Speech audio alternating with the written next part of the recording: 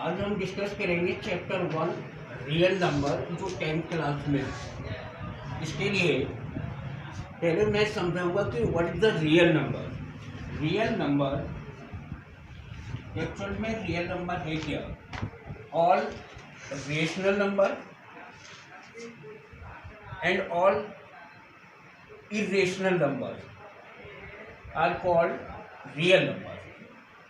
जितने भी हमारे पास रेशनल नंबर है और जितने भी इरेशनल नंबर है उन सबको हम रियल नंबर कहेंगे। रेशनल नंबर में हमारे जितने भी होल नंबर्स हैं, नेचुरल नंबर हैं, इंटीजर्स हैं, ये आएंगे। और इरेशनल नंबर में √2 है, √3 है, पाई है, दीज आर इरेशनल नंबर। अब मेन हमारा जो टॉपिक है वो equivalent division lemma. Equivalent division lemma actual में इक्विवेलेंट डिवीजन लेमा है क्या? इसको अगर हम डिफाइन करेंगे अकॉर्डिंग टू बुक कि let a and b be any two positive integer, then there exist unique integer q and r such that a equal to bq plus r where 0 less than का sign है, less than equal r less than b। ये actual में equivalent division lemma को, ये एक तरह से जो थ्योरम है, इस लेमा को हम एल्गोरिथमिक भी कहते हैं। इसको यहाँ पर इस तरीके से एक्सप्लेन किया गया। यहाँ पर लैंग्वेज थोड़ा सा अजीब सी लग रही है, मैं चाहूँगा कि इसको थोड़ा सा सिंपल किया जाए कि एक्चुअल में ए और बी हमारे दो पॉजिटिव इंटीजर है और क्यू एंड आर हमारे दो अदर पॉजिटिव इंटीजर है। ये यूनिक्यू इंटीजर, यूनिक्यू का मतलब होता है डिफरेंट इंटीजर होना। इस इक्विवेलेंट डिवीजन लेमा को मैं कुछ इस तरीके से यहाँ पर जो ए बी क्यू आर जो हमने यूज़ किए हैं उनको डिवाइड जैसे करते हैं, तो ए को यहाँ रखा जाए, बी को यहाँ रख दिया जाए, क्यू और नीचे रिमाइंडर और आर हो जाए। अगर हम इक्विवेलेंट डिवीजन लेमा को अपने शब्दों में सिंपल लैंग्वेज में ऐसे बोले, A is divided by B, A is divided by B, Q is quotient and R is remainder। Actual में हम छोटी क्लास से पढ़ते आ रहे हैं तो उसमें हमने देखा था कि dividend equal to divisor into quotient, divisor into quotient plus remainder. यही एक्चुअल में इक्विवेलेंट डिवीजन लेमा है, जिसको हम छोटी क्लास से अगर हम इसको इस तरीके से एक्सप्लेन करेंगे तो ज़्यादा समझ में आएगा कि ए में हम बी का डिवाइड कराएंगे तो क्यू कोशिएंट आएगा और आर हमारा रिमाइंडर। अब हमें समझना है इसको कि जो आर है, R means remainder, B means यहाँ पर डिवाइजर है, और जो बी से आर जो हमारा वो बी से लेस है। एक्चुअल में ये चीज़ समझाने के लिए थोड़ा सा मैं अलग से जाऊंगा। मैं अपनी तरफ से एक एग्जांपल ले रहा हूँ कि हम 3 का डिवाइड 5 से करें। नॉर्मल चीज़ है, तो 3 का डिवाइड 5 से करेंगे तो 1 हमारा कोशिएंट हो जाएगा और 3 बन जाए 3 और रिमाइंडर हमारा आएगा 2। तो ये तो बात सही है कि भाई ये तो Q हो गया, ये हमारा B हो गया और ये हमारा A हो गया और ये हमारा R हो गया, रिमाइंडर हो गया। मैं थोड़ा सा इसको समझाने की कोशिश कर रहा हूँ। अगर हम ध्यान से देखें तो 3 और 2 में एक रिलेशन है, यानी B और R में एक रिलेशन है। हम बहुत छोटी क्लास से डिवाइड को करते आए हैं, लेकिन ये रिलेशन पे हमने बहुत ना के बराबर ध्यान दिया है। और ये कहें हम पहली बार ये रिलेशन सीख रहे हैं। हमने डिवाइड बहुत सारी की है, कक्षा 3 से डिवाइड करना सीख रहे हैं, लेकिन ये डिवाइजर और रिमाइंडर में एक आपस में एक रिलेशन है, वही ये है। यहाँ पर मैं समझाऊंगा। अगर हम ध्यान से देखें तो हमारा रिमाइंडर हमेशा डिवाइजर से लेस होगा, रिमाइंडर डिवाइजर से हमेशा लेस होगा। दूसरा, लेस होगा तो भाई रिमाइंडर हमारा कहाँ तक जाएगा? रिमाइंडर हमारा 0 और 3 से लेस जाएगा, यानी या तो हमारा 0 होगा रिमाइंडर यहाँ पर या फिर 3 से लेस होगा। अगर मैं यहाँ की बात करूँ तो R हमारा 0, 1, 2 ये हो सकती है। अब मैं अपनी तरफ से थोड़ा सा और समझा रहा हूँ। मान के चलिए कि हमने 5 का डिवाइड, मुझे नहीं मालूम यहाँ क्या नंबर है, उस नंबर में हम 5 का डिवाइड करेंगे अब हम बड़े आराम से कह सकते हैं कि आर की जो वैल्यू आएगी वो हमारी 5 और 5 से लेस होगी, यानी आर हमारा या तो 4 होगा या 3 होगा या 2 होगा या 1 और लास्ट 0 होगा या फिर 0 होगा। यहाँ पे आप कोई भी नंबर लें, एक्स वाई जेड कोई भी नंबर लीजिए, 5 का अगर इस नंबर से आप डिवाइड करेंगे तो 100% आपके पास जो रिमाइंडर आएंगे वो 4, 3, 2, 1, 0 इनमें से कोई ना कोई डेफिनेट नंबर होगा। तो यहाँ से एक बात तो क्लियर हो गई कि हमारा डिवाइजर और रिमाइंडर में आपस में एक रिलेशन होता है। यहाँ पर बी हमने लिया कि बी और ये रहा आर, ये आर जो है वो हमेशा बी से लेस होगा, ठीक है। वो आर की वैल्यू ग्रेटर होगी, किससे होगी? 0 से, और लास्ट हम 0 तक जाएंगे तो ये इक्वल का साइन आ गया। एक्चुअल में यही चीज़ यहाँ पर इन्होंने एडजस्ट कर दी है। तो इस तरीके से हम इस पूरे इक्विवेलेंट डिवीजन लेमा को बहुत अच्छे से समझ सकते हैं। एक्सरसाइज 1.1 में अगर देखा जाए तो वहाँ उन्होंने कहा है कि use equivalent division lemma find the HCF, यानी आपको अब ये इक्विवेलेंट डिवीजन लेमा का यूज करना है। तो मैं यहाँ पर समझाऊंगा कि किस तरीके से इक्विवेलेंट डिवीजन लेमा का यूज करके हम एचसीएफ फाइंड करते हैं। तो इसके लिए मैं अपनी तरफ से एनसीईआरटी में ही एक्सरसाइज 1.1 का फर्स्ट क्वेश्चन, यहाँ पर हमें एचसीएफ फाइंड करना है 135 एंड 225। नॉर्मल हम लॉन्ग डिवीजन मेथड से जैसे हम एचसीएफ निकालते हैं, बिल्कुल साइड में, इधर की साइड में हम इसका एचसीएफ निकालेंगे लॉन्ग डिवीजन मेथड से। और ये लॉन्ग डिवीजन मेथड लगभग सभी बच्चों को आता है कि 135 का इससे डिवाइड करेंगे, 1 टाइम जाएगा 135, ये 0 आ जाएगा यहाँ हमारा रिमाइंडर आ गया 90, फिर 90 का डिवाइड हम इससे फिर लगाएंगे, ये सभी बच्चे जानते हैं। 135 ये 1 टाइम जाएगा 90 और यहाँ पे आ जाएगा 45। अब 45 का डिवाइड 90 से कराएंगे तो ये 2 टाइम्स आएगा और रिमाइंडर हमारा यहाँ पर 0 आ गया। एक्चुअल में ये लॉन्ग डिवीजन मेथड से हमारा एचसीएफ आ गया, लेकिन हमें ये लॉन्ग डिवीजन मेथड को शो नहीं करना है, इसकी हमें हेल्प लेनी है, क्योंकि उन्होंने पहले ही कह दिया है कि use equivalent division lemma, find the HCF by equivalent division lemma, find the HCF by equivalent division lemma. तो यहाँ पर अब लिखा जाएगा बाय यूजिंग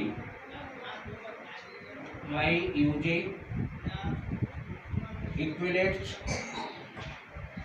डिवीजन लेमा। तो यहाँ पर देखा जाए तो फर्स्ट नंबर में हम क्या करेंगे, ये हमारा डिविडेंड है, ये हमारा डिवाइजर है और ये हमारा रिमाइंडर है, और क्वोशिएंट हमारा ये 1 है। तो वही इक्विवेलेंट डिवीजन लेमा लगाएंगे कि dividend equal to divisor into quotient plus remainder हमारा कितना है 90, यानी फर्स्ट जो हमने डिवाइड किया था वो फर्स्ट स्टेप में हमारा ये आ गया। फिर हमने सेकंड स्टेप में डिवाइड का यूज़ किया है, तो अब हमारा डिविडेंड है 135, डिवाइजर हमारा 90 मल्टीप्लाई क्वोशिएंट प्लस रिमाइंडर आ गया 45, ये हमारा रिमाइंडर आ गया। फिर हम थर्ड स्टेप में गए, थर्ड स्टेप में हमने 90 में 45 का डिवाइड किया, क्वोशिएंट 2 आ गया, रिमाइंडर 0 आ गया। तो यही सेम लगाएंगे कि dividend equal to divisor multiply quotient plus reminder.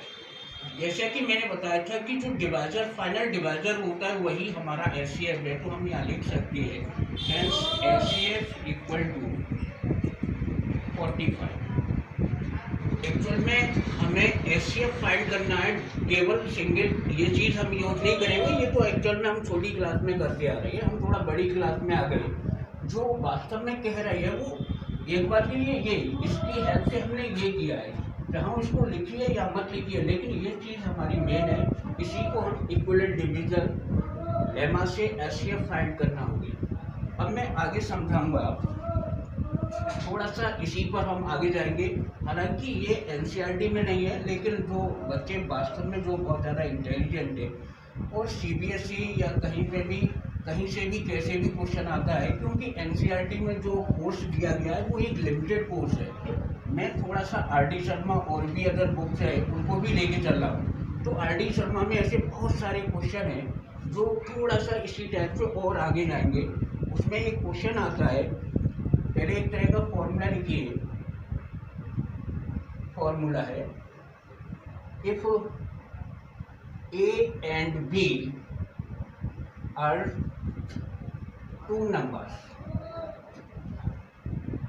if A and B are two numbers, then HCF equal, then HCF को D से डिनोट किया गया है, HCF equal to AX plus B1। एक तरह का ये हमारा फॉर्मूला बन गया। अगर हमारे पास A और B टू नंबर्स हैं तो हमारा इन्हीं नंबर का जो एचसीएफ है उसको हम इस फॉर्म में एक्सप्रेस कर सकते हैं, यानी D equal to AX plus BY। ध्यान देना, A का मतलब हमारे पास ओरिजिनल नंबर A और B यहाँ आएंगे, X और Y इस A के साथ कोई भी नंबर हो सकता है, Y के साथ कोई भी नंबर हो सकता है। और अगर इनके ओरिजिनल नंबरों को रख के देखा जाए तो हमारा वही एचसीएफ निकल के आता है।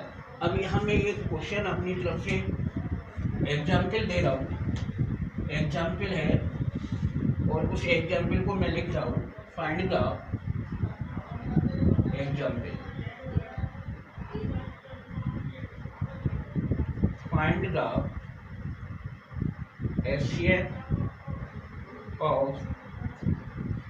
65 and 117 and express it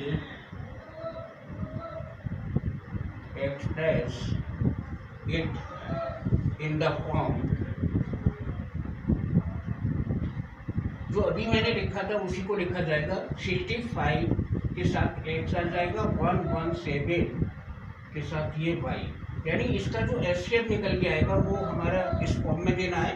also find x and y, इसके साथ जो x और y है इनको भी हमें फाइंड करना है।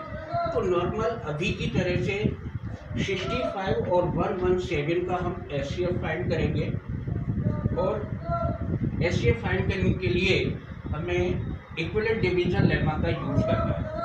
अब लॉन्ग डिवीजन मेथड का यूज करें तो 65 का डिवाइड 117 से करेंगे तो ये हमारा 1 टाइम्स जाएगा, और 65 आएगा तो यहाँ पर 2 और ये 5, 52 डिवाइड कराएंगे तो ये 1 टाइम्स आएगा, और यहाँ पे आएगा रिमाइंडर 52, तो यहाँ पर रिमाइंडर हमारा आएगा 13, और 13 का डिवाइड 52 से कराएंगे तो ये 4 टाइम चला जाएगा। तो ये बात तो क्लियर हो गई भाई कि एचसीएफ हमारा ये 13 होगा, लेकिन ये हम जो निकाल रहे हैं वो लॉन्ग डिवीजन मेथड से। अब इस फॉर्म में एक्सप्रेस अगर हमें करना है तो हमें इक्विवेलेंट डिवीजन लेमा का ही यूज करना पड़ेगा, तभी हम इसको इस फॉर्म में लेके आ सकते हैं। तो इसका फर्स्ट स्टेप जैसे कि मैंने अभी समझाया था, dividend equal to divisor into quotient plus remainder. तो फर्स्ट स्टेप बनेगा 117 equal to 1 multiply divisor multiply quotient plus remainder. Second step आएगा, डिविडेंड हमारा ये होगा डिवाइजर कोशिएंट और रिमाइंडर ये हो जाएगा, यानी 65 इक्वल टू 52 मल्टीप्लाई 1 प्लस 30।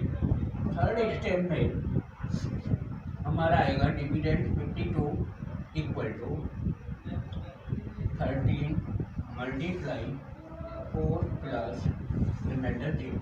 तो यहाँ रिमाइंडर हमारा 0 है, यहाँ पर रिमाइंडर 13 है और यहाँ पर रिमाइंडर 52 है। डेफिनेट हमारा एचसीएफ जो हो गया वो एचसीएफ हमारा यहाँ से क्लियर आ रहा है कि हमारा 13 एचसीएफ है, यहाँ से भी हमारा एचसीएफ 13 क्लियर हो रहा है। अब इससे आगे हमें इस फॉर्म में चेंज करना है, थोड़ा सा दिमाग को सही रखें क्योंकि इसके बाद थोड़ा सा प्रॉब्लम आएगा। जैसा कि मैंने कहा था कि हमारे पास जो फॉर्मूला है यानी एचसीएफ इक्वल टू एचसीएफ का मतलब D equal to 65x plus 1175, यानी इधर की साइड में एचसीएफ आएगा। तो हमने ये जो 3 स्टेप यूज किए इस फॉर्म में लाने के लिए हम केवल इनका यूज करेंगे। सबसे पहला काम, यहाँ पर ये हमारा रिमाइंडर निकला है इस स्टेप में रिमाइंडर 13 है, इस स्टेप में रिमाइंडर 0 है। हमारा एचसीएफ हुआ 30, तो हम यहाँ से स्टार्टिंग करेंगे और यहाँ से ऊपर की तरफ करें। यहाँ से हम 13 की वैल्यू को फाइंड करें तो हम देखेंगे 13 को यहीं रहने दें, इसको उठा के इधर लेके आ जाइए। तो यहाँ से 13 की वैल्यू, इसमें मैं उंगली रख रहा हूँ, 13 की वैल्यू 13 एक्चुअल में हमारा एचसीएफ है, तो एचसीएफ इधर होना चाहिए। तो ये निकल के आएगा, ये पूरा टर्म से इधर आ जाएगा 65 माइनस 52 मल्टीप्लाई 1, यानी इस स्टेप से हमने 13 की वैल्यू को फाइंड कर लिया। यहाँ पर एक चीज़ और मैं ध्यान में दिलाना चाहूँगा, नॉलेज में रखिए, यहाँ पर हम मल्टीप्लाई नहीं करेंगे। ऐसा नहीं कि यहाँ 52 का मल्टीप्लाई मैंने 1 से किया तो यहाँ अब तुम कह सकते हो सर आपने 52 क्यों नहीं लिखा। यहाँ आपको मल्टीपल नहीं करना है। और एक चीज़ अपने दिमाग में रखनी है, हमारे पास ये तब तक आगे वैल्यू डालते जाएंगे जब तक हमारे पास 65 और 117 नहीं आ जाए। अब ये इधर हमारा 13 चल ही रहा है, एचसीएफ आ गया। एक्चुअल में देखा जाए तो 65 ऑलरेडी आ चुका है, तो 65 सेम रहेगा। मैंने कहा हम यहाँ से चलेंगे, एरो लगा दिया हम ऊपर की तरफ, हमेशा रिमाइंडर की वैल्यू को फाइंड करें। अब यहाँ से हमें रिमाइंडर अगला मिल रहा है 52, डेफिनेट हमारे पास 52 है। यहाँ से हम 52 की वैल्यू को फाइंड करेंगे तो 65 ब्रैकेट में रख रहा हूँ, यहाँ से देखा जाए तो हम 52 की वैल्यू निकलेगी, मैं यहाँ अलग निकाल के रख रहा हूँ। 52 इक्वल 117 माइनस 65 मल्टीप्लाई 1। ध्यान से एक बार चेक कर रहे हैं, स्टेप फर्स्ट को ध्यान से देखें, यहाँ से मैंने 52 की वैल्यू निकाली है और ये जो 52 हमें दिखाई दे रहा है इसके प्लेस पर हमें ये वैल्यू पुट करा देनी है, इसलिए मैंने ब्रैकेट लगा रखा है 117 माइनस 65 मल्टीप्लाई 1 और ये मल्टीप्लाई वाला 1। अगर यहाँ 2 होता तो 2 लिखा जाता, 1 है तो 1 लिखा जाएगा। 13 इक्वल टू, अब तो नॉर्मल इसको सिंप्लीफाई करना है, लेकिन साथ ही साथ मैं एक और बात बताऊंगा, ये ब्रैकेट के बाहर नेगेटिव साइन है, एक साथ मत भेजना अभी इसको अंदर। यहाँ 1 है, अभी 2, 3, 4, 5 कोई भी नंबर हो सकता है, पहले यहाँ जो नंबर है इसका इन सबसे मल्टीप्लाई कराइए। तो मैंने अभी ब्रैकेट को ब्रेक नहीं किया, 1 का मल्टीप्लाई इससे करेंगे तो ये 1 मल्टीप्लाई 117 माइनस 1 का मल्टीप्लाई इस वाले 1 से होगा तो वो सबसे ही हो जाएगा 65 मल्टीप्लाई 1 65। अब ये नेगेटिव साइन अंदर जाएगा तो अंदर के साइन चेंज हो जाएंगे, तो ये हो जाएगा माइनस का 1 मल्टीप्लाई 117 और माइनस ये प्लस हो जाएगा और 65 मल्टीप्लाई 1। मैं एक बार फिर बता दूँ, 117 मल्टीप्लाई 1 को 117 नहीं लिखना है, इसको 65 नहीं लिखना है, जो नंबर है ऐसे रहेंगे। अगर देखा जाए तो ये और ये नंबर हमारे लाइक टर्म्स हैं, इसमें भी 65 आ रहा है और इसमें से भी 65 आ रहा है, तो इसमें से 65 और 65 जैसे कहते हैं ना कि अभी एक मिनट समझना, x प्लस एक्स मल्टीप्लाई 1 देखा जाए तो इसे हम 2x लिख देंगे, ठीक है। अगर ऐसे भी समझ में नहीं आए तो ये मान के चलो कि इसमें से हमने x कॉमन ले लिया, तो x plus 1 plus 1 equal to x multiply 2 यानी 2x। अब मैं यहाँ थोड़ा सा समझा रहा हूँ कि ये और ये लाइक टर्म्स हमारे कैसे हैं, ये एक मिनट देखिए, 65 माइनस 65 सॉरी प्लस का है ये, तो ये 65 और 65 चाहो तो कॉमन ले लो, तो 65 हमारा कॉमन आ गया, तो यहाँ से 1 प्लस 1 तो ये हो जाएगा 65 मल्टीप्लाई 2 तो ये हो जाएगा 13 इक्वल टू ये और ये लाइक टर्म्स, तो 2 मल्टीप्लाई 65। यहाँ पर देखा जाए तो ये प्लस का साइन पहले से ही लगा हुआ है, तो ये जो माइनस है अभी इसको हम एडजस्ट करेंगे। -1 को यहाँ ब्रैकेट में रखें, मल्टीप्लाई 117। तो यहाँ से फाइनल हमारा रिजल्ट निकला 13 इक्वल टू 2 मल्टीप्लाई 65 के साथ ये जो नंबर है इसको ऐड कर दें, प्लस 117 इंटू वाई, वेयर अगर देखा जाए तो 65 के साथ 2 लगाए तो यहाँ x की वैल्यू 2 हो जाएगी and y equal to minus का 1 हो जाएगा।